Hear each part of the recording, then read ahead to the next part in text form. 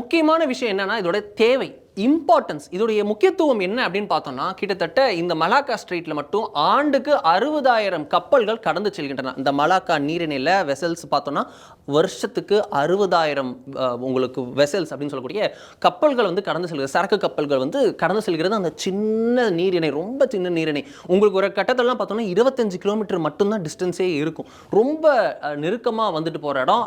உங்களுக்கு வந்து ஒரு மிகவும் சூயஸ் கானலுக்கு அடுத்ததாக பெரும் பரபரப்பை ஏற்படுத்தக்கூடிய ரொம்ப பிஸியான ஒரு இடமாகவும் இருக்கிறது. அப்படி இருக்கா வருஷத்துக்கு 60,000 வெசல்ஸ் வந்து டிரான்சிட் பண்ணுது இந்த இடத்துல. கிட்டத்தட்ட பார்த்தோம்னா உலகின் 35% வர்த்தகம் இந்த இடத்தில் தான் நகர்ந்து செல்கிறது, ஊர்ந்து செல்கிறதுன்னு கூட சொல்லலாம். கிட்டத்தட்ட 70% ஆசியாவின் எண்ணெய் இறக்குமதி பார்த்தோம்னா இந்த மலாக்கா ஸ்ட்ரெயிட்ல தான் நடக்குது. எண்ணெய் இறக்குமதின்றது இதன் வழியாக தான் நகர்கிறது, நடக்கிறது. ஆசியாவுடைய 70%. குறிப்பாக சொல்லணும்னா சைனாவுடைய மிகப்பெரிய எனர்ஜி இம்போர்ட் அப்படின்றது மிடில் ஈஸ்ட்லேருந்தும் ஆஃப்ரிக்காலேருந்து நடக்குது அப்படின்னா அது இந்த மலாக்கா ஸ்ட்ரெயிட் மூலியமாக தான்.